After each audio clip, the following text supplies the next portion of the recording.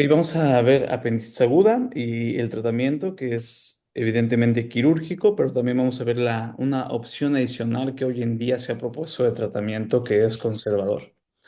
Aquí lo importante o más importante destacar son los siguientes objetivos en donde hay que reconocer el cuadro típico de apendicitis, el típico, de ahí irán viendo que existen bastantes variaciones, pero lo importante es el típico porque es el primero que nos hace sospechar y cómo se produce este cuadro fisiopatológico, ¿no? ¿Qué podemos utilizar en un hospital para poder tener herramientas para diagnosticar el cuadro? Comparar el tratamiento conservador, que se basa en antibióticos, con el tratamiento quirúrgico, y de ahí ustedes van a hacer a su propio juicio cuál elegirían ustedes para ustedes si fuese así. Y vamos a entender un poquito de la técnica quirúrgica. Lo vamos a hacer aquí a través de viendo un poquito de ciencias básicas, viendo un poco del cuadro, el diagnóstico, el tratamiento conservador y quirúrgico. Bueno, empezando, Leonardo da Vinci hizo el primer dibujo anatómico de lo que sería el órgano apendicular en 1493, ¿no? En el siglo XV. Posteriormente se fue caracterizando más por algunos otros autores, hasta llegar a Claudio Amian, que él hizo la primera apendicectomía exitosa. De hecho, es importante recordar aquí a Amian, porque si tenemos una hernia en la cual se mete el apéndice, es típicamente descrita como la hernia de Amiant. Entonces, así es más fácil recordarlo. Posteriormente tenemos aquí a algunos otros autores que contribuyeron aquí en la historia del apéndice y la apendicitis. Por ejemplo, aquí Reginald Fitz, que introdujo el término de apendicitis. Y acá tenemos a Charles McBurney, que es justamente quien definió o describió el punto y la incisión de McBurney, que hoy en día se utilizan para el diagnóstico y para el tratamiento quirúrgico. Posteriormente tenemos acá hasta 1982 la primera apendicectomía laparoscópica hecho por Kurt Sem, ¿no? Podemos ver cómo va evolucionando a lo largo del tiempo. Este hombre, Leonid Rogozov, un ruso, un cirujano que fue en excursión en la Antártida, tuvo un cuadro de apendicitis y se hizo famoso porque él mismo se hizo la apendicectomía abierta.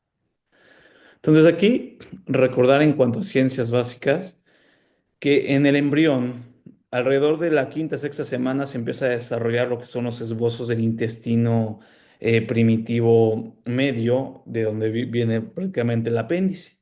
Entonces, nada más recordar, el intestino, que este amarillo, es el intestino primitivo, tiene tres partes. Una parte anterior, que llega hasta la tercera porción del duodeno, una parte media, que incluye el ciego, el apéndice, y que llega hasta prácticamente el colon ascendente, y una parte posterior que continúa desde la parte del colon hasta lo que sería el recto. Esto es importante porque dependiendo del segmento del intestino primitivo, se originan diferentes segmentos del intestino en el adulto y cada parte del intestino en el embrión es irrigado por una parte diferente de las arterias embrionarias que después en el adulto cobran relevancia. Por ejemplo, aquí podemos ver la arteria mesentérica superior, que es la que irriga el intestino primitivo medio, y por lo tanto, si yo digo que el apéndice forma parte del intestino primitivo medio, significa que el apéndice es irrigada por la arteria mesentérica superior. Si yo les digo que el colon ascendente forma parte del intestino primitivo medio, entonces tienen que deducir que el colon ascendente también es irrigado por la arteria mesentérica superior. En cambio, si les digo que el recto forma parte del intestino posterior y al intestino posterior en el embrión la irrigaba la arteria mesentérica inferior, entonces en el adulto al recto a una parte, sobre todo la parte superior, es irrigada por la arteria mesentérica superior. Desde ahí la relevancia de la correlación de las ciencias básicas como la embriología. Entonces, durante el desarrollo embriológico, los intestinos se van rotando a manera que obtienen la típica posición anatómica que conocemos en el adulto, en donde el ciego y el apéndice se localizan en más del 95% de las personas en el cuadrante eh, inferior derecho del abdomen, ¿de acuerdo? Que sería justamente aquí. Obviamente, si existiera alguna anomalía en donde está volteado completamente los órganos, lo encontraríamos del otro lado, pero La verdad es que lo que vamos a ver es cuadrante inferior derecho. Entonces, el origen del intestino medio aquí era en la octava semana, ya empieza como tal el esbozo, como vemos aquí en la número B, en la letra B, perdón. Y en la semana 20 este apéndice ya empieza a generar vellosidades, que las vellosidades tienen células que producen moco. Entonces, de la semana 20 ya empieza a tener las células que van a llenar de moco el apéndice. Y en la semana 28 ya empiezan a salir los vasos linfáticos y los nódulos linfáticos que son muy importantes en relación al apéndice y al cuadro patológico. Y bueno, el apéndice también tiene anomalías congénitas.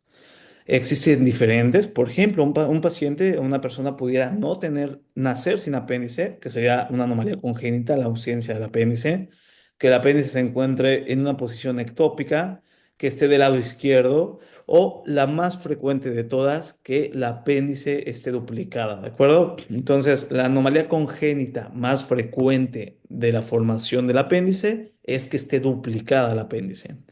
Tanto es así que existe una clasificación solo para esta anomalía congénita de duplicación del apéndice que se llama de Cave-Galbraith. Básicamente es una clasificación que nos dice, tengo un apéndice que se divide en dos, como si fuera la lengua de una serpiente. Tengo dos apéndices que salen en diferentes puntos en el ciego. Tengo dos apéndices, pero los dos están en el territorio de la tenia anterior, como la podemos ver aquí, una arriba y una abajo. O tengo dos ciegos y cada ciego tiene su apéndice. ¿De acuerdo? Entonces aquí nada más recordar que la duplicación apendicular es la anomalía congénita más frecuente y que incluso existe una clasificación que la categoriza dependiendo de estas cuatro variaciones. El apéndice se va localizando en el cuadrante inferior derecho del abdomen. Obviamente tiene una localización diferente dependiendo si el paciente, por ejemplo, si es una mujer embarazada, el apéndice asciende unos 3 centímetros arriba de donde estaba normalmente localizado el punto de McBurney, ¿no? El sitio donde evidentemente referimos a la sensación somática del apéndice. Sin embargo, también tiene una posición diferente a donde se dirige la punta del apéndice, que podría ser como si fuese un reloj. Entonces vemos aquí una localización en donde el ciego, la base del ciego tiene varias tenias y la forma más práctica y precisa de localizar el apéndice es encontrar la tenia y continuar siguiendo esa tenia hacia la base del ciego y a donde esa tenia se una con las otras tenias es en donde se va a encontrar básicamente la base del apéndice. Es la forma más fácil dentro del quirófano, una vez estando ya trabajando en el cuadrante inferior derecho del abdomen, la forma de localizarla. Algo muy relevante aquí es que el apéndice se encuentra a 2 centímetros de la válvula iliocecal, justo el punto en donde el ilion se mete al intestino y donde vierte su contenido. ¿De acuerdo? Entonces es muy importante esta relación porque el ilion, al estar a 2 centímetros de la base del apéndice, es muy relevante considerarlo para no dañar el intestino delgado mientras se está operando sobre el apéndice. Y nada más de medidas, puede tener un promedio medio de 7 a 9 centímetros y un grosor de hasta 1 centímetro. Eso es lo normal, porque de aquí justamente parten los criterios por imagen de cuándo está inflamado o no el apéndice, por el tamaño de esta. La orientación de la punta del apéndice entonces me dice que yo puedo tener diferentes tipos de localización apendicular. La más frecuente que deben de recordar es que el apéndice suele estar retrocecal en más de la mitad de los casos, un 65%. Como se puede ver aquí, ¿no? Se dirige hacia atrás del ciego y por eso se llama retrocecal. La siguiente más frecuente es esta, que es un apéndice que se dirige hacia el hueco pélvico, por lo tanto se llama posición pélvica del apéndice. Esta es la segunda más frecuente, pero es la que típicamente nos daría muchísimo más clínica en el paciente. ¿Por qué? Porque al estar dirigida hacia, el hueco pélvico, se asienta sobre o está más relacionada con el músculo psoas y con el músculo obturador. Por lo tanto, los movimientos de las piernas, como en los signos apendiculares, nos permiten más su movilización y hace que los signos sean más visibles. Y eso lo vamos a ver un poquito más adelante.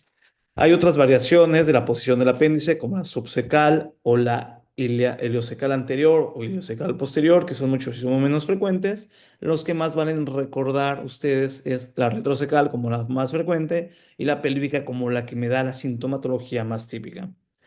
Ahora, el apéndice, ya vimos su relación con que está a 2 centímetros de la válvula ileocecal.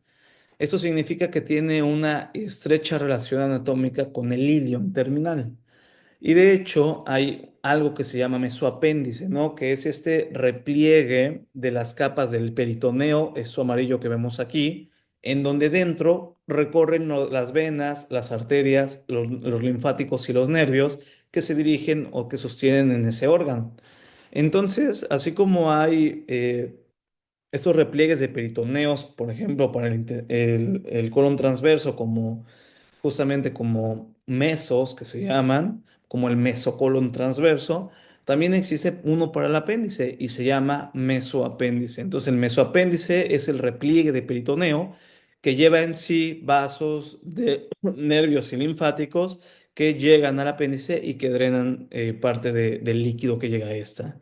¿Y por qué es importante el mesoapéndice? Porque forma clave de las estructuras anatómicas que hay que manejar durante una cirugía, ¿de acuerdo? Entonces, si no estaban muy familiarizados con el mesoapéndice, aquí es donde empieza a cobrar mucha más relevancia. Y este mesoapéndice, como comentábamos, lleva vasos dentro del mismo. Entonces lleva a la famosísima arteria apendicular, que es la que va a darle nutrición, irrigación al apéndice. Ese apéndice, esta mesoapéndice también puede tener variaciones anatómicas.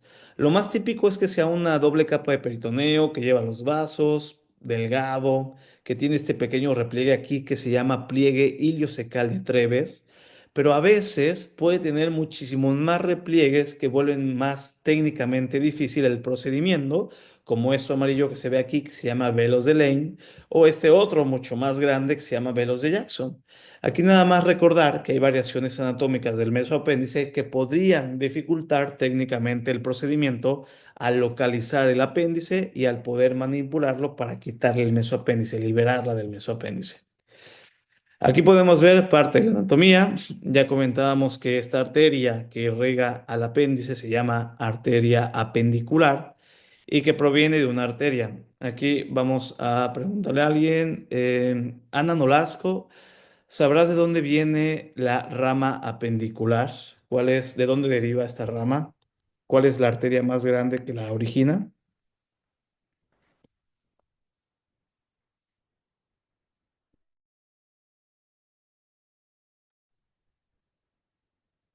¿Alguien más? Mm, de la arteria ileocecal. Sí, muy bien. Y antes de la arteria ileocecal viene una rama que se llama rama ileal. Es decir, la arteria ileocecal se subdivide frecuentemente o más típicamente en dos ramas, una rama ascendente que se llama cólica y una rama ileal. Y lo más típicamente es que la rama pendicular venga de la ileal. En grandes términos, viene de la ileocecal, pero más particularmente o más detalladamente viene de la rama ileal. ¿Por qué? Porque hay variaciones en donde sí viene directamente de la ileocólica sin tener antes una rama ileal. Entonces, la ileocólica a su vez, como hablábamos que es intestino primitivo medio, se va a ser irrigado por la arteria mesentérica superior. Por lo tanto, la arteria más grande que sale de la aorta, que va a nutrir al apéndice, pues es la arteria mesentérica superior, de la cual va a dividir la arteria iliocecal y de la iliocecal va a tener la rama ileal y de la ileal va a salir la apendicular. Ese es el caminito que hay que recordar.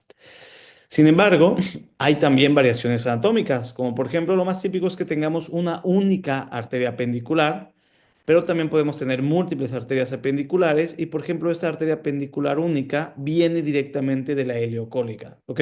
Sin antes subdividirse en la rama ascendente cólica o en la ileal. Por lo tanto, lo más correctamente que podríamos decir es que la rama apendicular viene de la rama ileal que es a su vez rama de la ileocólica o menos frecuentemente también puede ser rama de la ileocólica. Y hay múltiples arterias. Aquí, ¿cuál es el punto? Que a lo mejor yo no sé si mi paciente tiene una única arteria, a lo mejor no me importa porque no lo voy a ir a buscar si viene de la ileocólica y de la leal, pero sí me va a importar si tiene varias arterias. No obstante, no necesito saberlo porque si yo manejo quirúrgicamente bien el mesoapéndice, aunque yo no pueda ver las arterias que vienen dentro de este mesoapéndice porque no se visualizan así perfectamente, mientras yo lo maneje muy bien, así tenga una, tenga dos, tenga tres, yo puedo controlar perfectamente la hemostasia durante el procedimiento. Respecto a al drenaje venoso, tenemos aquí la homónima a la arteria ileocecal, que sería la vena ileocólica, la cual lleva todo el drenaje venoso y pasa primero a la vena mesentérica superior, la homónima de la arteria mesentérica superior, y va a llegar directamente a la vena porta, la cual hay que recordar, la vena porta se forma de la vena esplénica y de la vena mesentérica superior y algunas variaciones se puede formar de la vena esplénica más la vena mesentérica superior más la vena mesentérica inferior cuando ésta se mete directamente aquí. Pero lo más típico, lo más frecuente a recordar es que la vena porta se forma de la vena mesentérica superior más la vena esplénica. O sea, son dos venas que forman a la porta. Y ahí, pues evidentemente se drena todo el contenido del apéndice, ¿no? Un drenaje venoso. Y en cuanto al drenaje linfático, los ganglios, existen los ganglios apendiculares, que después drenan hacia los ganglios ileocólicos, otra vez la palabra clave ileocólico, y después mesentéricos superiores. Como pueden ver, son las dos palabras claves, ¿no? Ileocólico, mesentérico superior, y posteriormente van a llegar más arriba hasta la parte del tronco ciliaco, en donde están los ganglios ilíacos, y van a llegar a la parte de la cisterna del quilo. Una ya como inervación, aquí tenemos que, si recapitulamos un poquito lo más típico que sabemos de la sintomatología de una apendicitis, es que el dolor suele empezar periumbilical y se va a correr después de unas horas, típicamente entre 4 a 6 horas. El dolor corre desde la región periumbilical hacia el cuadrante inferior derecho del abdomen. Y esto sucede porque todos los órganos viscerales, por ejemplo, abdominales, van a tener una inervación visceral y una inervación parietal. ¿De acuerdo? Entonces, esto es desde la parte de ciencias básicas de fisiología. Recordar que los órganos tienen fibras nerviosas simpáticas, parasimpáticas y tienen fibras nerviosas que inervan directamente al órgano, que son las fibras viscerales, que son de tipo C y las fibras nerviosas que inervan directamente al mesenterio que envuelve a ese órgano, que son fibras nerviosas de tipo somático, que son tipo alfa, que son mucho más veloces, mucho más localizables, y entonces los órganos empiezan a doler cuando se empiezan a inflamar, empiezan a doler a través de fibras nerviosas viscerales, porque es lo primero que se inflama, la víscera, que es un dolor que no puedo distinguir, no puedo localizar muy bien en dónde está, por eso duele como alrededor del ombligo, que es prácticamente, o muchos pacientes dicen, pues en todo el abdomen me duele, pero conforme va pasando el tiempo y se va inflamando el peritoneo que envuelve al apéndice, que es el mesoapéndice,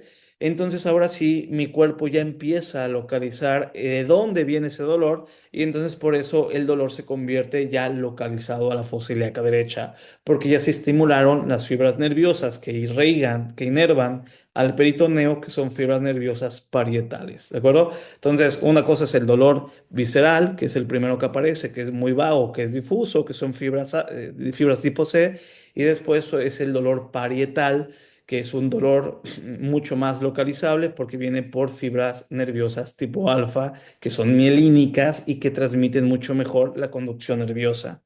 Entonces, por eso un paciente empieza con un dolor periumbilical vago difuso y después se localiza, después de unas 4 o 6 horas, ya se localiza en el apéndice. Y bueno, esto sucede justo así y viene la inervación directamente a nivel desde T10 hasta L1.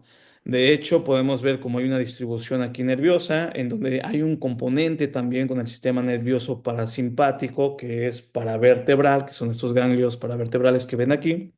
Y aquí llega la inervación tanto simpática como parasimpática y como de sensación del dolor, ¿no? que son estas dos que ya comentábamos. Entonces, se empieza a inflamar el órgano, empieza a doler muy vago y una vez que se inflama el peritoneo, ya que está más avanzado y se inflamó el peritoneo, entonces ahora sí yo empiezo a localizar de dónde viene el problema. ¿Por qué duele periumbilical? Porque el apéndice tiene sus fibras nerviosas que llegan a las astas posteriores a nivel de T10.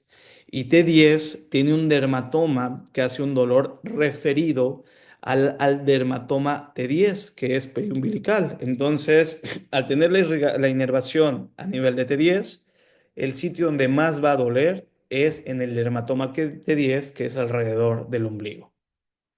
Y este principio que les estoy aquí comentando de fisiología, es un principio que aplica en todos los órganos y que tiene su origen, así como la irrigación, tiene su origen en la inervación cuando topográficamente el órgano se localizaba en un sitio. Por ejemplo, sabemos perfectamente que cuando el corazón duele, además de que duele típicamente el tórax, típicamente puede doler el cuello, la mandíbula y el brazo izquierdo, ¿no?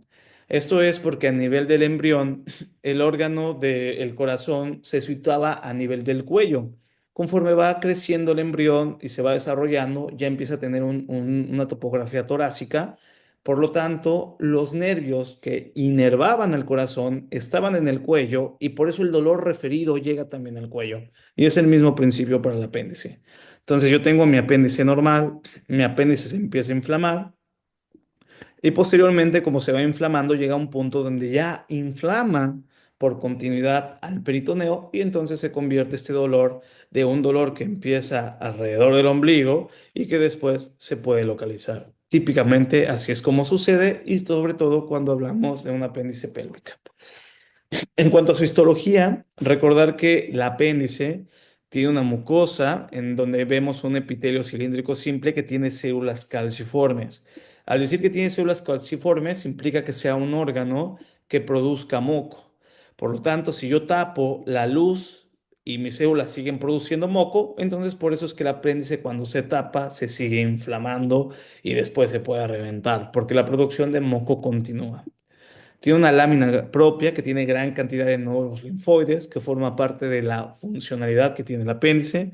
Tiene una submucosa y tiene una muscular propia, es decir, tiene músculo liso que circunda todo este tejido y le da también contractilidad al apéndice.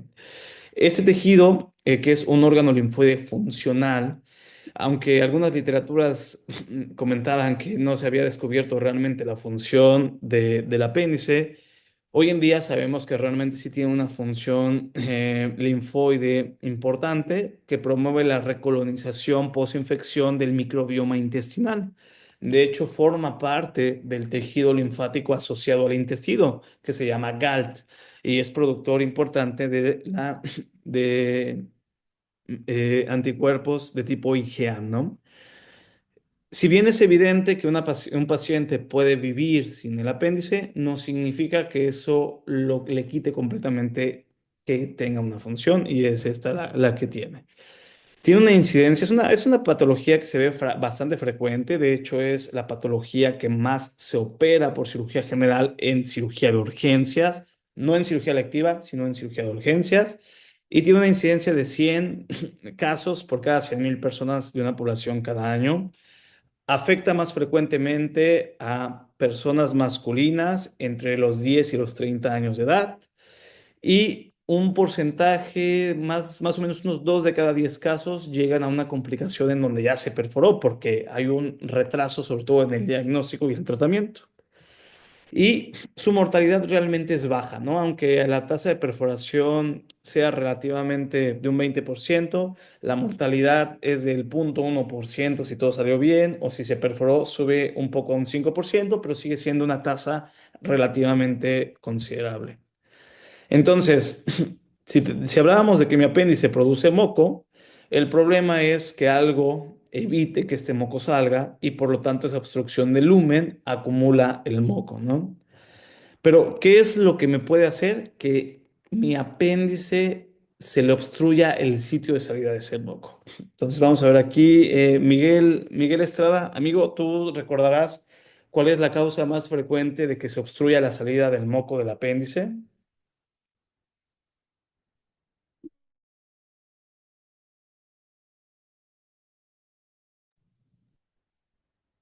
Ok, Arturo.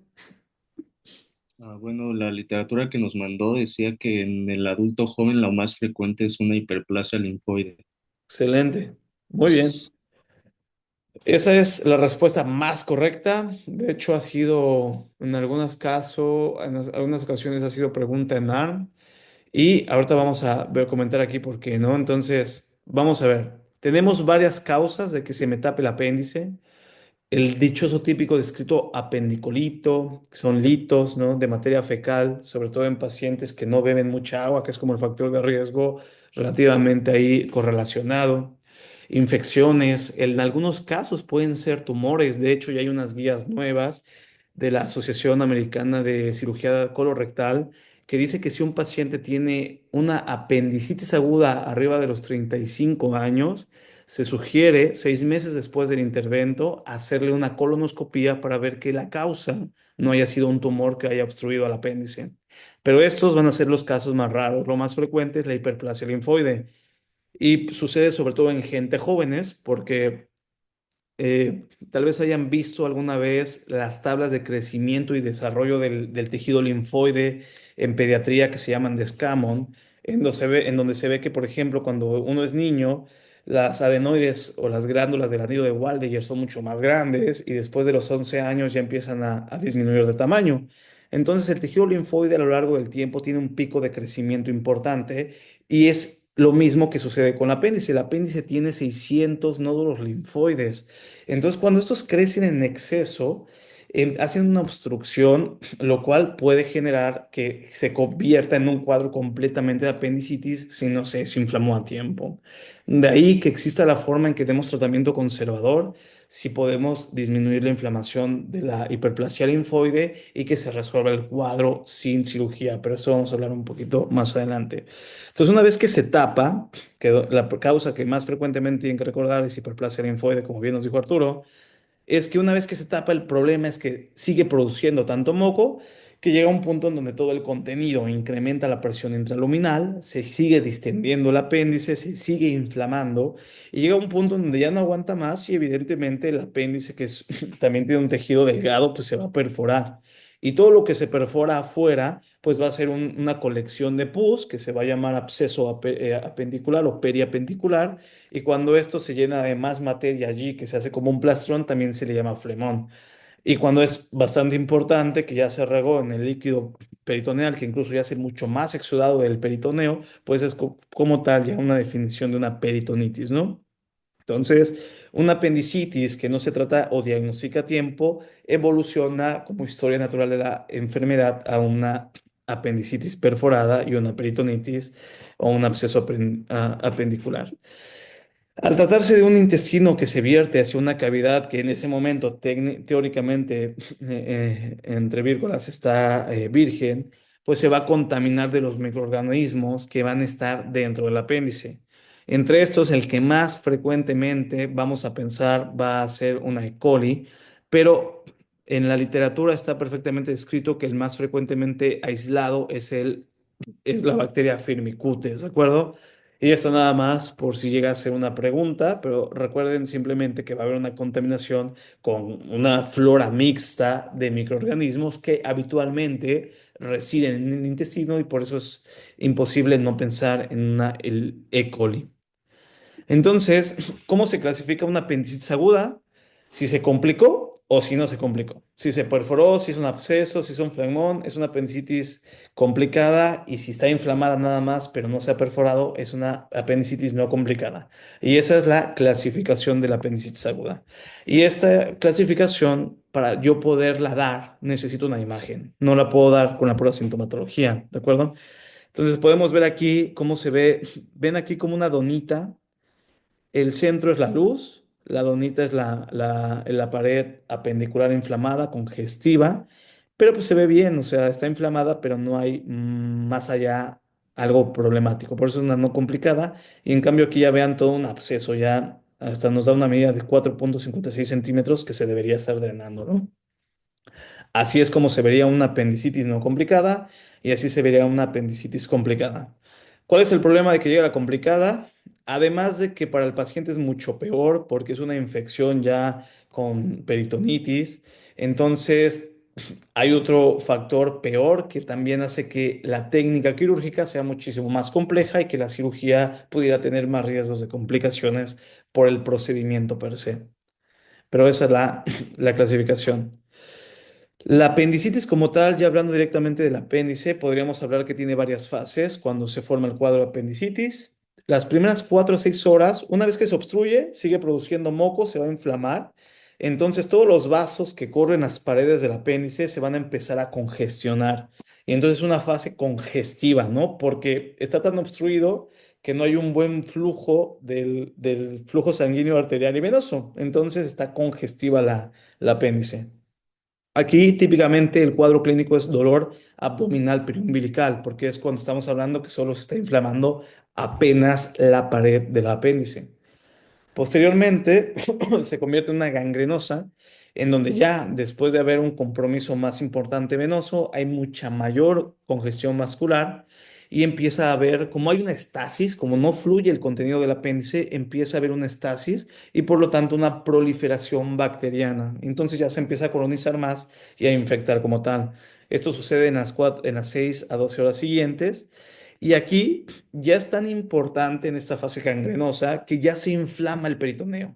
Entonces, por eso, después de 4 o 6 horas, es que ya empieza a haber la típica descrita migración del dolor de la región periumbilical a la fosa ilíaca derecha.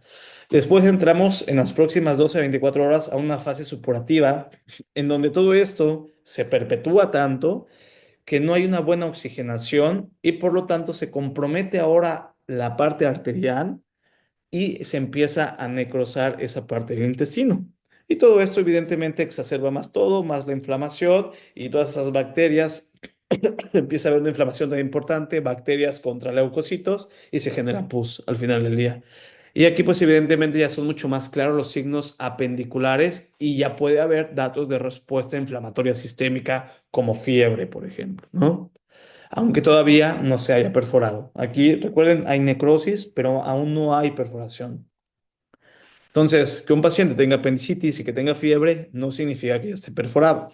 Pero si hay mucha fiebre, sí pudiera asociarse un poquito más a un cuadro más avanzado. Y después, más de 24 horas que no se ha diagnosticado, no se ha tratado, entonces ya la pared se vuelve tan delgada que prácticamente no aguanta, se perfora y se vierte el material purulento hacia la cavidad abdominal, también material fecal, y entonces ya tenemos datos de irritación peritoneal y una probable sepsis. Entonces, mi cuadro clínico, aquí podemos hablar de lo que sería respecto a la semiología del dolor, Alicia, ¿no? Podemos hablar de que ese es un dolor característico que es de aparición súbita, que suele ser eh, cuando es un cuadro agudo, puede empezar, es súbito el dolor, pero empieza a progresar en cuanto a intensidad. Aparece rápido, aparece súbito, pero poco a poco va empeorando y después de 6, 8 horas el dolor ya está en su máximo. La localización, la L es de localización, en donde justamente es periumbilical y después migra hacia la fosa ilíaca derecha por todo lo que habíamos ya comentado. Después, ¿qué cosas lo van a exacerbar y qué lo van a, qué lo van a empeorar, ¿no? Estos pacientes típicamente, ya que tienen una inflamación del peritoneo, refieren que cuando van en el coche y van pasando topes, les está doliendo mucho con cada tope que pasan. Cuando les tocamos el abdomen y los soltamos, pues evidentemente movemos el peritoneo y genera dolor. Entonces ahí vemos que dentro de los agravantes y los atenuantes, que sería la siguiente A, pues vemos que cuando tosen duele, cuando pasan un tope duele, cuando les movemos duele, porque ya está inflamado el peritoneo. Esta I de irradiación, pues es la migración a la fosa ilíaca derecha. La C de las características es un dolor tipo cólico que empeora con el paso del tiempo y que se suele asociar mucho a hiporexia. El paciente suele no tener hambre, no tener ganas de comer nada. Y la intensidad es muy subjetiva pero en general va empeorando a lo largo del tiempo en vez de mejorar.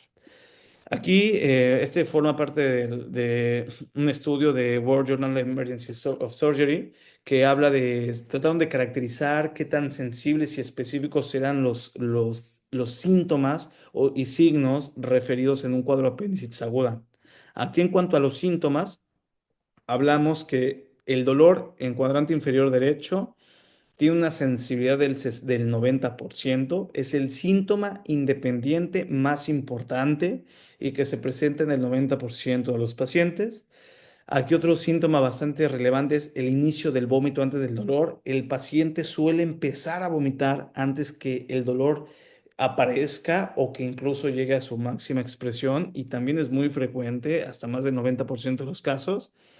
Y un dolor, un síntoma, que es el que aquí tenemos aquí abajo, el de la migración del ombligo hacia la fosa ilíaca derecha. Como pueden ver, este síntoma no tiene una sensibilidad tan alta, su sensibilidad está alrededor del 70%, no es tan alta. Esto significa que no lo voy a encontrar tan frecuentemente, lo encuentro en el 50% de los casos.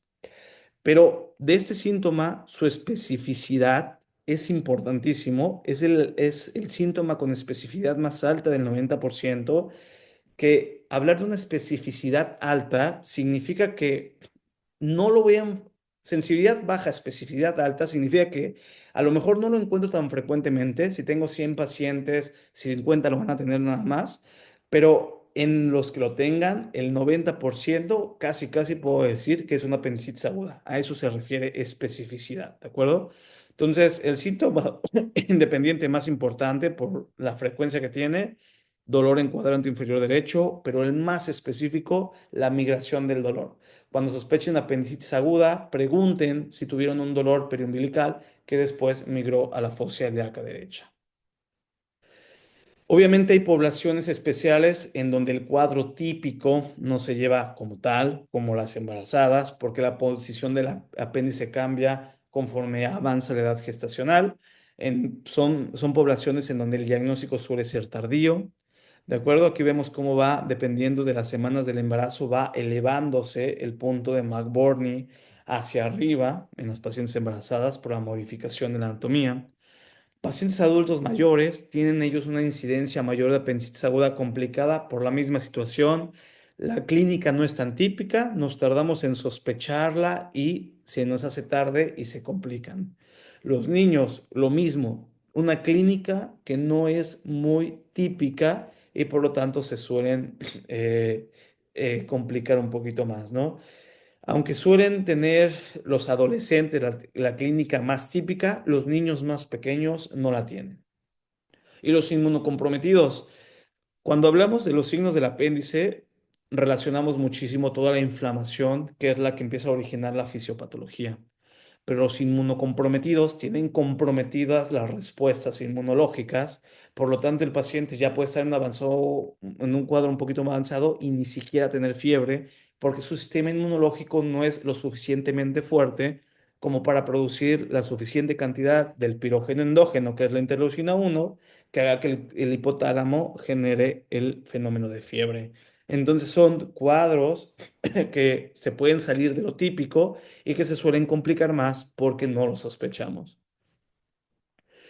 De los signos, aquí muy importante pues es recordar estos, ¿no? El signo de McBurney, justamente este punto rojo en donde yo siento lo que sería la espina ilíaca anterosuperior de la parte derecha del cuadrante inferior derecho, hago una línea hacia la cicatriz umbilical y divido en tercios el tercio externo, el tercio medio y el tercio interno. La unión del tercio medio con el tercio interno es justamente el punto en donde solemos localizar desde la anatomía de superficie al apéndice, sobre todo cuando es pélvica, y por lo tanto se llamaría signo de McBurney como el autor que lo describió. Este otro se llama signo del psoas, ¿de acuerdo? Que se pone en decúbito lateral izquierdo al paciente y se hace una hiperextensión de la cadera y si duele es positivo.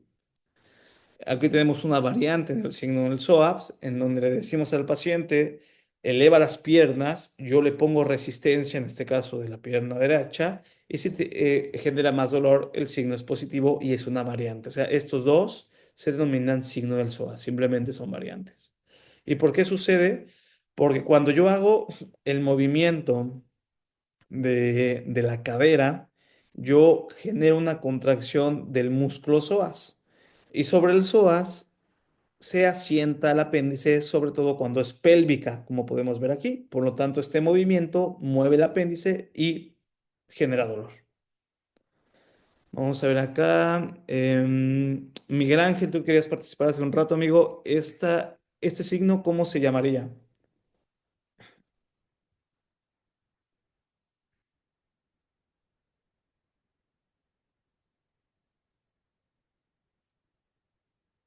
Damián León.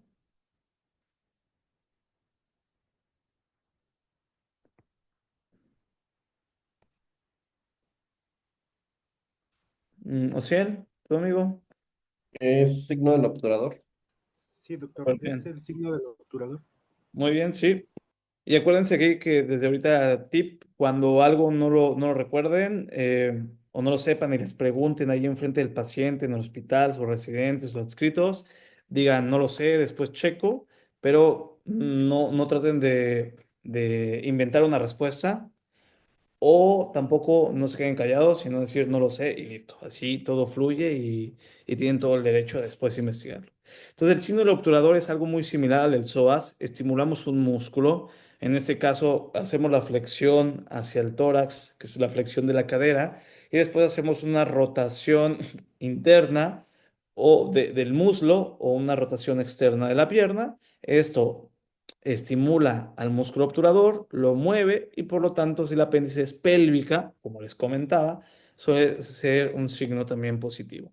Entonces, como pueden ver, el hecho de que no haya signos positivos no significa que no tenga apendicitis aguda, significa que probablemente la posición anatómica del apéndice no es la más apropiada para la exploración del signo. Otros signos que se pueden describir y que la verdad es bastante útiles es el Robson. Yo tengo al paciente acostado, le toco del lado izquierdo un poquito fuerte para que el aire se mueva hacia el lado derecho, mueva yo el apéndice y duela, y eso se llama un signo de Robson positivo. El signo de Blomberg o rebote es que yo genero una presión en el abdomen, después lo retiro y eso incrementa el dolor porque simplemente estoy estimulando el movimiento del peritoneo. Si es en todo el abdomen, se llama rebote. Si es en cuadrante inferior derecho, se llama más típicamente Blomberg.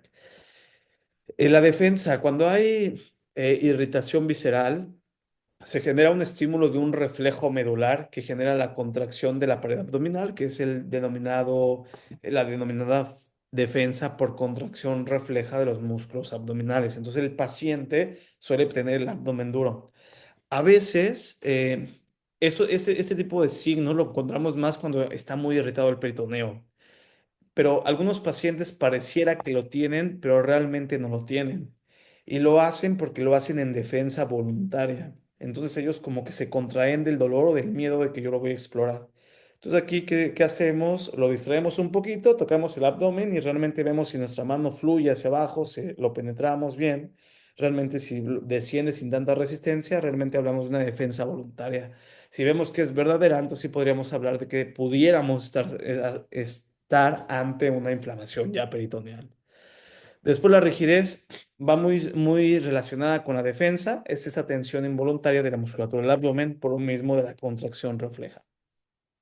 En cuanto a estos signos, el signo individual más importante es el signo de McBurney con una sensibilidad bastante alta, la vamos a encontrar muy frecuentemente en los pacientes y hay otros, como todos los que ya mencionamos, que vale la pena que ahorita que están en el internado o van a estar en el internado si su residente les dice, tenemos un paciente con apendicitis, aunque ya tenga diagnóstico, ya tenga laboratorios, ya tenga imagen, ya tenga todo, si todavía no lo pasan a cirugía, ustedes vayan, explórenlo, intenten hacerle todos los signos para que de esta manera lo puedan hacer de una forma más automática y cuando exploren a cualquier paciente no se les vaya ninguno y lo tengan incluso en la mente ya de una manera sistemática, ¿no? Yo les diría que busquen todos y por la alta sensibilidad directamente también el McBurney. Ahora, ya que yo tengo un paciente que por clínica de cómo empezó el dolor, que le migró, que le duele la fosa ilíaca derecha, que yo le revisé y parece que tiene un McBurney positivo, Entonces yo puedo hacer como un tipo de sistema de puntuación de riesgo del diagnóstico de apendicitis aguda.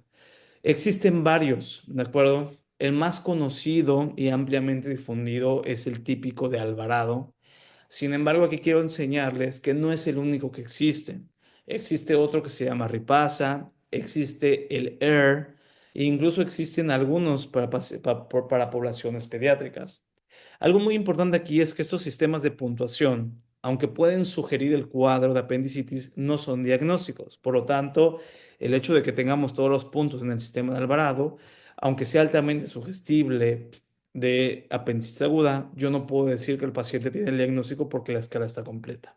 Tengo yo que diagnosticarlo con el estudio de imagen. ¿De acuerdo? Estas escalas, aunque son muy buenas, disminuyen en poblaciones especiales, como las habíamos comentado, pero algo muy bueno es que son sistemas de estratificación de los pacientes, son altamente sensibles, ayuda a tomar decisiones, optimiza el uso del estudio de imagen en urgencias y disminuye la tasa de cirugías con apéndice blanca, ¿no?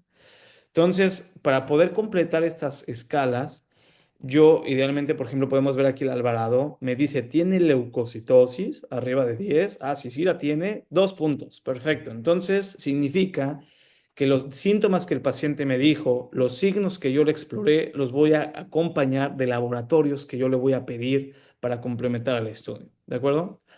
Entonces, aquí vamos a ver, Abigail, ¿estás por ahí? A ver si nos ayudas con esta pregunta. Su residente, cuando tienen un paciente que le sospechan apendicitis, es bueno, vamos a hacer el protocolo completo para ver si sí concluimos que tiene una apendicitis aguda, ¿de acuerdo? Entonces, le van a decir, vamos a pedirle una biometría hemática, vamos a pedirle una química sanguínea, vamos a pedirle también un examen general de orina y algunos estudios complementarios. Por ejemplo, aquí, vamos a ver quién está aquí. Betsy Fernández. Betsy, si te dice tu residente, pídele una biometría hemática, ¿cuál de estos tubos tú agarras para sacarle sangre y mandarlo al laboratorio? Ay, la verdad es que no estoy segura, pero pudiera ser el rojo. ¿Esa de acá? Lo investigo, ajá. Ok, casi, Betsy, es justo el morado. Y con esta pregunta que te hice, ya no se va a olvidar, ¿vale? Justamente este tubo tiene Gracias. ETA, que justamente nos ayuda a que no se coagule. Y como el azul, por ejemplo, para los tiempos de coagulación que tienen algunos otros componentes, como algunos tubos que tienen citrato, que tienen calcio para secuestrar a los agentes de la coagulación, etcétera. Entonces, todos tienen sustancias diferentes que me permiten medir cosas en la sangre sin que se pierdan con el tiempo, ¿de acuerdo? Entonces, el tubo que tenga EDTA es el tubo que por estandarización de laboratorios va a ser de color morado. Es el tubo en el cual yo voy a poder solicitar biometrías sanguíneas, en donde yo voy a poder medir cuántos leucocitos tengo, cuántos glóbulos rojos tengo, cuántas plaquetas tengo, incluso si sospecho infarto del miocardio, si tengo enzimas cardíacas elevadas, también se pide el mismo tubo, ¿de acuerdo? Entonces, acuérdense aquí, ustedes van a ayudarle muchísimo a su residente, a que les va a decir, pues amigo, tú eres médico interno, a ti te toca tomar los laboratorios, porque aquí en este hospital los toman interno. Ok, yo quiero una biometría hemática. Entonces ustedes lo que van a aprender inmediatamente, y eso va a ser lo más sencillo, es que el tubo rojo, el tubo morado es para la biometría hemática, pero aquí lo más relevante, aunque su trabajo sea sacar las muestras, lo más relevante como médicos es que sepan por qué se pide. Eso realmente es muchísimo más importante que saber en qué tubo va y que lo haya yo hecho. O sea, evidentemente hacerlo forma parte de nuestro trabajo como internos, pero saberlo por qué se pide es lo que hace la diferencia entre que voy y nada más saco el trabajo porque hay que hacerlo, a realmente entiendo lo que ellos piensan, entiendo lo que se le busca al paciente, entiendo qué debería yo encontrar si el paciente tuviera un cuadro de inflamación con apendicitis en este caso. Y eso es lo más relevante, que es lo que más vale la pena siempre que ustedes pregunten a sus residentes, oye, ¿y por qué le pediste esto? Oye, ¿y qué sospechas? ¿Por qué le estás pidiendo esta otra cosa? ¿Vale? Porque eso es lo que va evidentemente a formarles un juicio clínico en el diagnóstico y en el manejo de los pacientes. Entonces aquí, recordar que es el morado para la biometría hemática, pero más relevante, ¿por qué lo pido? Porque como pudieron ver en la escala de Alvarado, tenemos que ver si hay una inflamación instaurada.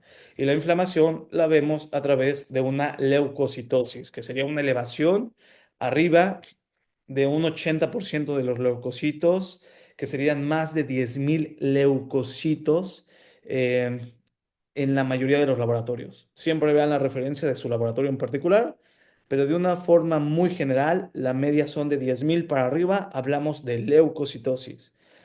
Y cuando suele ser algo sobre todo bacteriano, esta leucocitosis, lo que más se eleva es neutrofilia, ¿no? Que es esta desviación de la curva hacia la derecha, que es una neutrofilia, que significa que si yo tenía 10.000, 5.000 leucocitos en un paciente normal, sin inflamación, llega uno con apendicitis aguda, trae 20.000 leucocitosis, pues más del 80% de esos 20.000 leucocitos van a ser neutrófilos, ¿de acuerdo? Entonces hay que correlacionar leucocitosis con neutrofilia. Esto es lo que encontraríamos en un paciente típicamente con apendicitis aguda. Ahora, siguiente pregunta. Esta sería para Daniela García. Te pide también una química sanguínea. Tú, Daniela, ¿en qué tubo le sacarías sangre para mandar al laboratorio y que te den una química sanguínea? Azul, gris, amarillo, verde, negro, rojo. Me parece que es en el rojo. No, esta sería en el amarillo, ¿de acuerdo? La química sanguínea, dentro de los componentes que medimos, son los electrolitos, por ejemplo, muchas moléculas, literalmente químicos dentro de la sangre, y el rojo se suele utilizar para casos muy especiales, como por ejemplo hormonas tiroideas. Entonces, aquí acuérdense, para una química sanguínea, medir electrolitos, medir enzimas hepáticas, medir lípidos. Para esto voy a ocupar química sanguínea y va en el tubo amarillo, ¿vale? Pero más relevante aún, tú misma, Daniela, ¿qué esperarías encontrar alterado en la química sanguínea del paciente?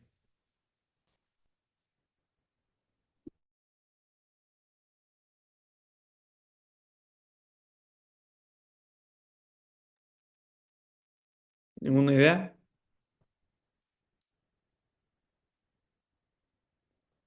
¿Alguien que tenga una idea de qué podríamos encontrar alterado en la química sanguínea de un paciente con apendicitis aguda? Pues se pueden encontrar elevadas las proteínas C reactivas Sí. porque pues ese es un indicador de una inflamación aguda y puede haber también alteraciones de electrolitos, ya que puede haber un desequilibrio que va a ser de alguna manera derivado por lo que es el vómito o puede presentar en este caso el paciente pues fiebre y en Excelente. algunos otros casos la glucosa también. Súper bien, súper bien. Al ser un paciente quirúrgico, va a haber una alteración del metabolismo, se va a modificar el metabolismo, va a haber una hiperglucemia por exceso de cortisol, como bien dice Inicia, se va a alterar la glucosa. Si hay mucho vómito y el paciente ya perdió muchos hidrogeniones por el vómito, pudiera yo tener una tendencia a una alcalosis metabólica. Y la PCR, ¿no? Esta proteína C reactiva, que es un reactante de fase aguda que produce el hígado, sobre todo en estados de activación del sistema inmunológico innato y adaptativo. Entonces encontraría una PCR elevada. Excelente respuesta, Inicia. Y aquí hay otras dos moléculas que se podrían medir, no se hace estandarizadamente, ni siquiera muchos laboratorios lo logran medir, pero está bien descrito en la literatura porque hay en investigación, pues evidentemente hay hospitales donde sí se pudiera hacer, sobre todo con términos de investigación, la procalcitonina y la interleucina 6. Pero realmente, o que recuerden, una PCR sería súper importante y relevante para un paciente que le sospechamos un cuadro de este tipo. Después, en el uroanálisis, pedir un examen general de orina. Suele ser normal, pero hasta un 30%, según la GPC, un 35% de los casos de pacientes con apendicitis aguda pudieran tener un ego patológico y ser propiamente parte de una inflamación asociada al cuadro, o sea, inflamación con contigüidad, que genera inflamación en la vejiga y me genera cierta elevación de leucocitos en la orina. pero realmente no es una infección urinaria, sino que es una inflamación por contigüidad y sucede en el 35% de los casos. Entonces, recuerden, si le piden un nego a un paciente con apendicitis aguda, lo más común es que sea normal, pero que hay un porcentaje de un tercio que puede salir patológico y no significa que sea una infección urinaria. Y entonces no retrasemos el diagnóstico o tratamiento de la apendicitis porque le estoy achacando los síntomas a una infección urinaria. Dentro de complementarios, ¿sí, Alexis? Doctor, entonces el uroanálisis sí es de rutina o no es forzoso. Sí, hay varios protocolos que sí dicen que se solicitaría de rutina por nada más por cuadros diferenciales, ¿de acuerdo? Realmente ya que Ah, ok. tienes ahí al paciente, lo metes como un cuadro diferencial por si pudiera haber síntomas que pudieran suponer nada más, como por ejemplo la prueba de embarazo. Si es una mujer en edad fértil, aunque ella diga no estoy embarazada, tenemos la obligación de hacerlo. ¿Por qué? Porque si yo mando a la paciente a una tomografía y estaba embarazada, es un problema porque estamos sometiendo a un embrión a radiación y justo en esos pacientes es de los pocos casos en donde se aconseja mejor una resonancia magnética o el ultrasonido, ¿no? De primera instancia. Entonces, sí vale la pena como cuadros diferenciales. Entonces, aquí también recordar la prueba de embarazo, porque suele ser también algo que pudiéramos encontrar. Entonces, si ven mujer joven, edad fértil, aunque ella esté jure y perjure que no está embarazada, nosotros como defensa de nosotros como médicos, mejor tomarle la prueba de embarazo. Entonces, ahora Ok. sí, ¿sí o sí? Me surge una duda. O sea, Sí. ¿la prueba de embarazo en este caso sería más como por protección del embrión o también para descartar un posible embarazo ectópico? Los dos, perfecto. Si tenemos allí un embarazo, que a lo mejor el dolor abdominal pudiéramos tener un diferencial embarazo ectópico, la prueba de embarazo incluso nos apoyaría a descartar que tuviéramos esa posibilidad. Si no fuera así el caso, si realmente fuera una apendicitis aguda, nos ayudaría a determinar que no está embarazada para que yo la pueda someter a una tomografía y así no radio a un embrión. ¿De acuerdo? Sí, Excelente, muy bien. Entonces, en la puntuación de Alvarado ya vimos los síntomas que me llegó, con los que me dijo el paciente cuando llegó, los signos que yo le encontré, ya le pedí laboratorios, veo que tiene leucocitosis, más del 75% de neutrófilos. Ah, perfecto, entonces puedo tener menos de 5 puntos, más de 9 puntos, puedo tener 10 puntos, ¿no? Básicamente me puede decir qué tan probable es que este cuadro, este paciente, sí tenga una apendicitis aguda. De 5 a 6 puntos, hablo de que es posible.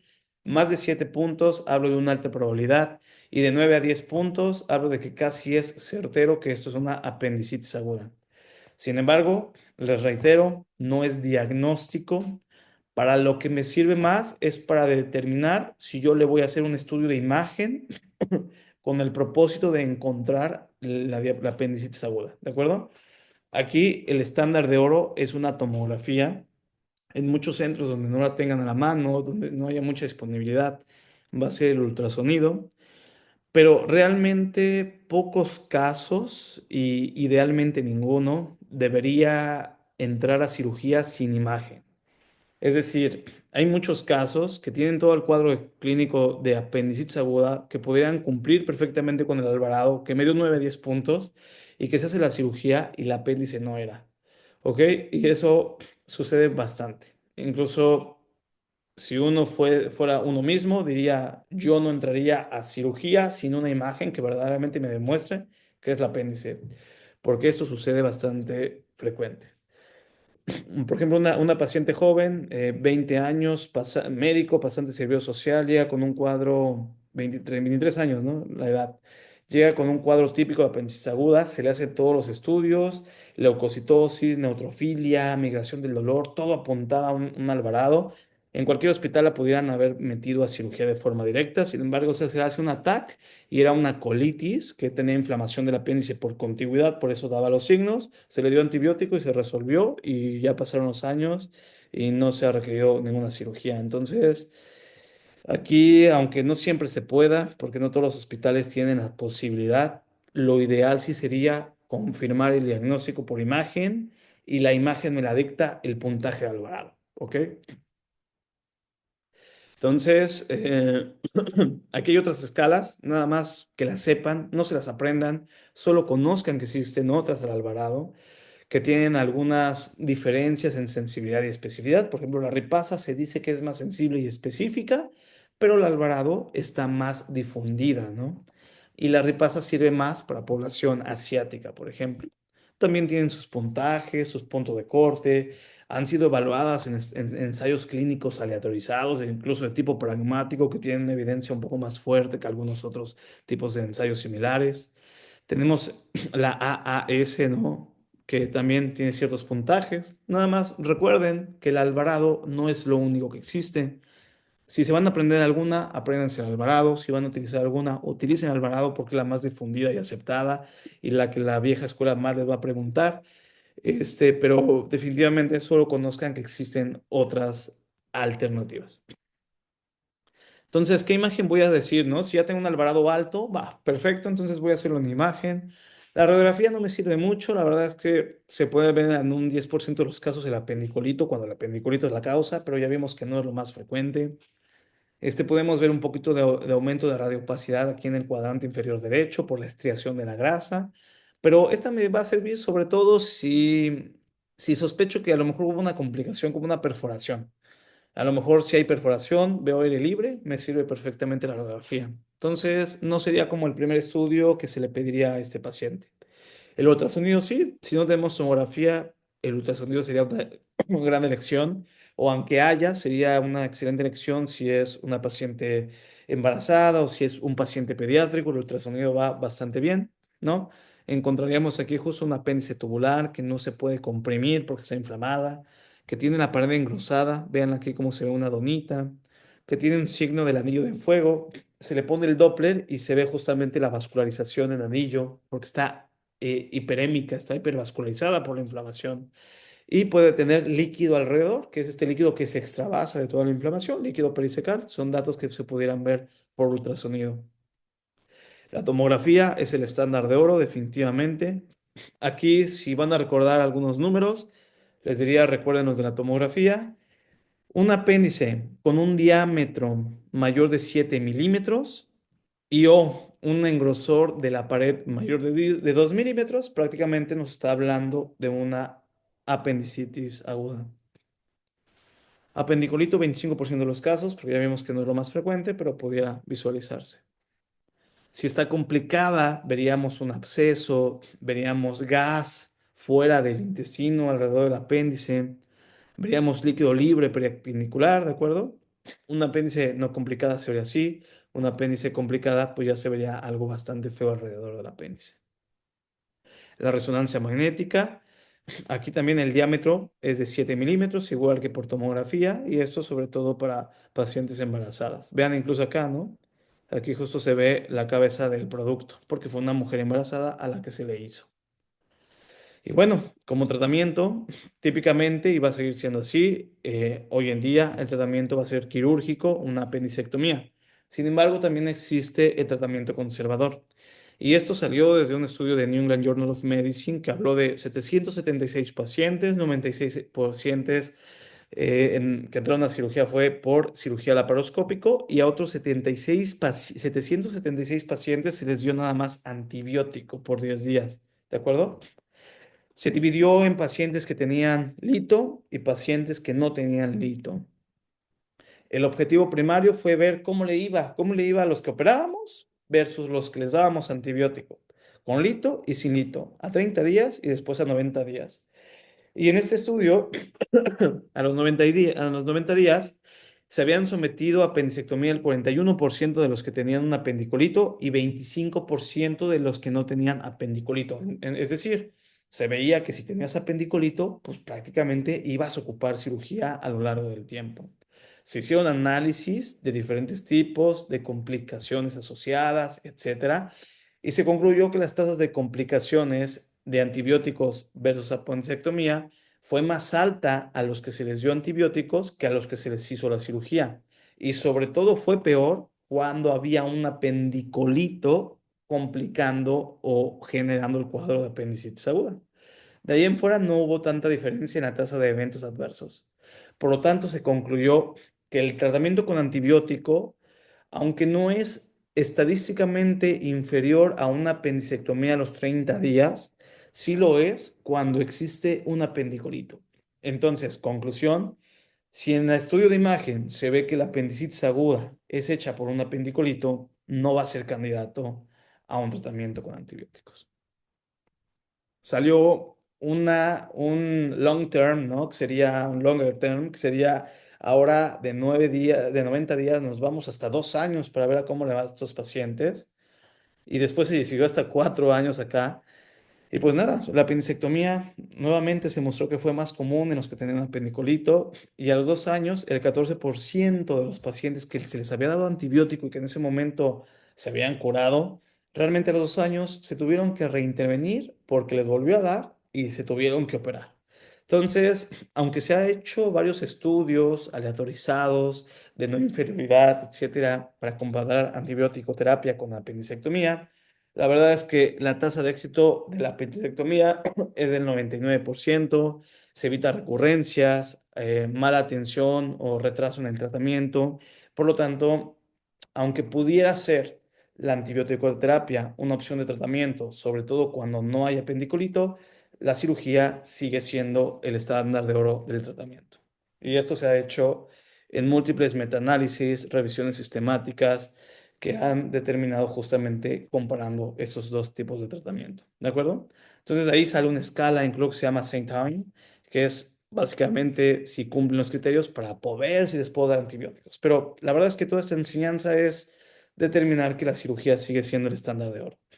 Y bueno, la cirugía, hablamos de que tenemos los tipos de incisiones, ¿no? Ya platicábamos ayer en heridas y suturas que no necesariamente tengo que seguir las líneas del Langer para poder hacer un procedimiento. Realmente tengo que hacer la incisión que más me convenga, ya sea por anatomía del paciente, ya sea por la escuela en la que la aprendo a hacer.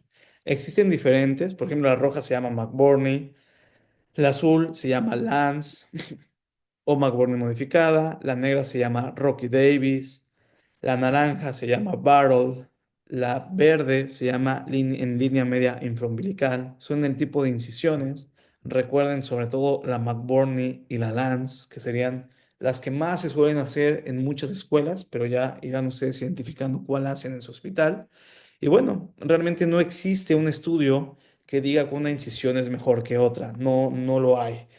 Este es justo de World Society of Emergency del 2023 y no hay estudios que comparen una incisión versus otra. Entonces, yo les recomendaría, recuerden y apréndanse la McBurney y la Lance y sepan que existen las otras variaciones. ¿De acuerdo? Entonces, por ejemplo, aquí si se agarró una en línea media infraumbilical, que sería aquí, pues simplemente hay que ir cortando la piel, ¿no? Primero la piel, tejido celular subcutáneo, alcanzar la región de los músculos, que sería, hablando en el cuadrante inferior derecho del abdomen, encontraríamos justamente el músculo oblicuo mayor. Lo separamos, después nos vamos a encontrar el músculo oblicuo interno, lo vamos a volver a separar y así nos vamos a llegar hasta básicamente pasar a la capa del peritoneo, pasar el transverso y después la grasa preperitoneal y después el peritoneo. ¿De acuerdo? Entonces aquí vamos a ver ya cómo se encuentra el peritoneo, justo esta capa que envuelve los órganos abdominales. Y entonces en este momento ya se incide sobre el peritoneo, se entra, se busca directamente el colon ascendente, directamente el ciego. Si yo no la veo bien, ¿se acuerdan? Vemos las tenias, me dirijo hacia la base y voy a encontrar el apéndice. Posteriormente, este apéndice se va a ligar para que no se me salga nada del contenido, ¿no? Si yo corto esto, pues no se salga nada del contenido de que esté en el ciego. Aquí previamente se le va a cortar el mesoapéndice, como pueden ver, donde venían estas arterias apendiculares, se va a disecar el mesoapéndice, cuidando de no hacer sangrados. Se va a ligar para que no se vierta el contenido del ciego.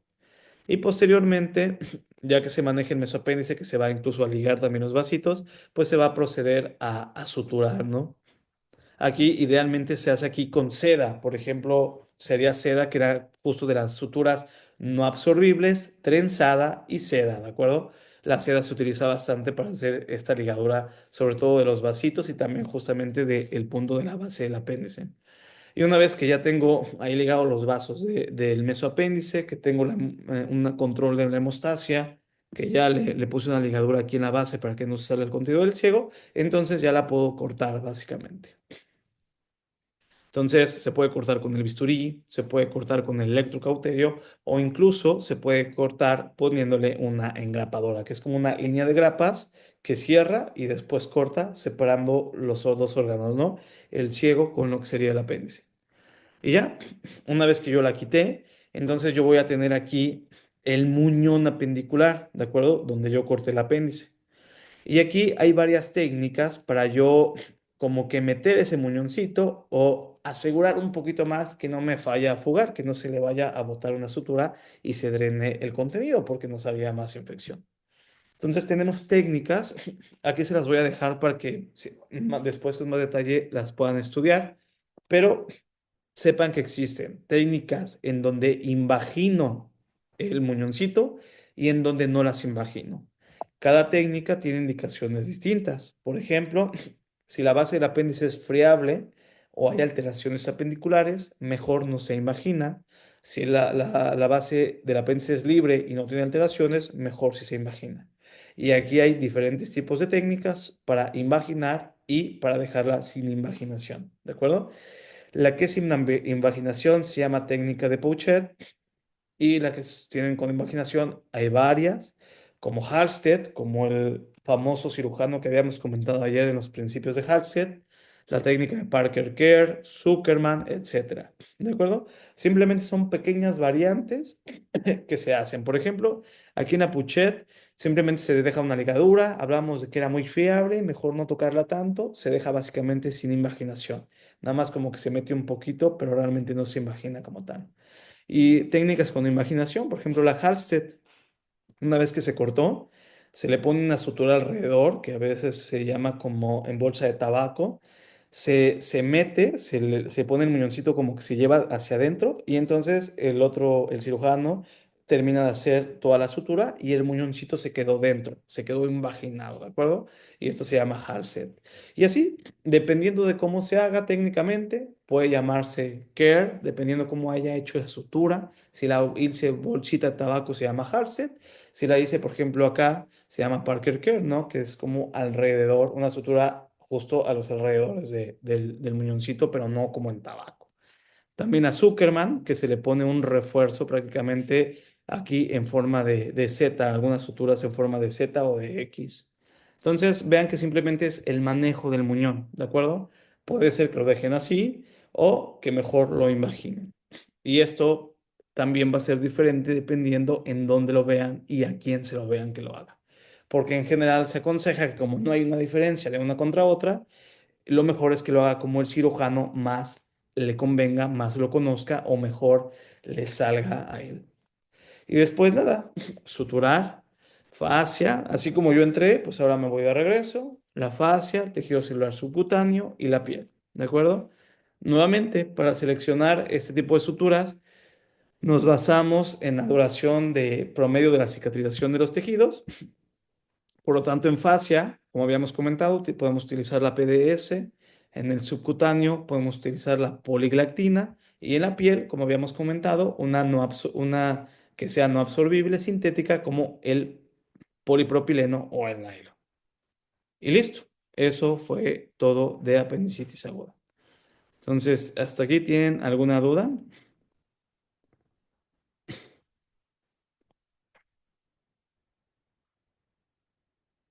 ¿Alguien alguna dudita que tengan? Con todo gusto la revisamos, la resolvemos. Yo tengo una pregunta.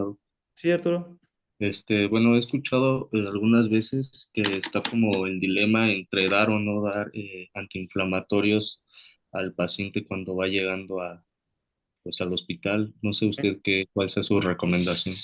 Que se le dé. Hay que manejarle el dolor, porque esta pregunta que tú tienes es una excelente pregunta. Tanto es así que hay un metaanálisis de Cochrane, que se llama, que es una base de datos impresionante y excelente en datos de metaanálisis, que ya demostró científicamente que el dar analgésicos a un dolor abdominal no modifica el diagnóstico, no retrasa el diagnóstico, no retrasa el tratamiento, no afecta como tal la evolución del cuadro, ¿de acuerdo? Si el paciente tiene una apendicitis aguda, le des lo que le des, aunque lo puedas mejorar un poco, el cuadro se va a expresar. Y esto ya está perfectamente demostrado en metaanálisis, que como conocerán algunos, la escala de la información científica, los metaanálisis son lo más alto de lo que tenemos para poder dar recomendaciones clínicas.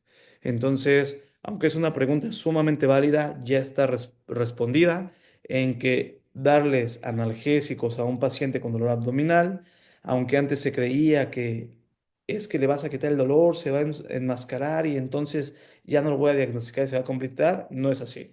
Ya se demostró que eso no es como sucede. No se modifica nada y no hay diferencia en los resultados en estos pacientes. ¿Vale? Gracias. Nada, de nada, Arturo. Muy bien. Pues esto fue apendicitis aguda. Y ya mañana veríamos el siguiente tema que sería diverticulitis. Si no tienen ninguna otra duda, nos saludamos el día de mañana. Ya sí explico. Sí, sí, digo. ¿El tratamiento antibiótico debería ser pre o como profilaxis o después? Ah, muy bien. Cuando tenemos el diagnóstico, ya lo podemos empezar a dar.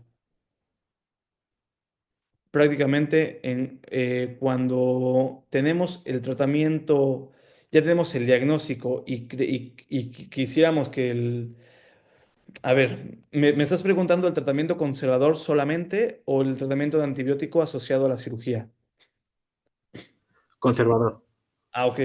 En cuanto tienes el diagnóstico, tu paciente no tiene pendicolito, cumple con los criterios y el paciente no se quiere operar y te dice, no, a mí trátame con antibióticos, en cuando tienes el diagnóstico, se le empieza el tratamiento antibiótico. Pero la verdad es que muy difícilmente van a ver este escenario, porque pocas escuelas, por muy demostrado que dicen que se ha demostrado que pudiera funcionar, pocos hospitales o protocolos lo hacen, ¿de acuerdo? Lo más frecuente que vean es que está diagnosticado, le iniciamos antibióticos para cubrir gram negativos y anaerobios, con metronidazol, por ejemplo, para cubrir la microbiota intestinal y entramos a quirófano, ¿vale?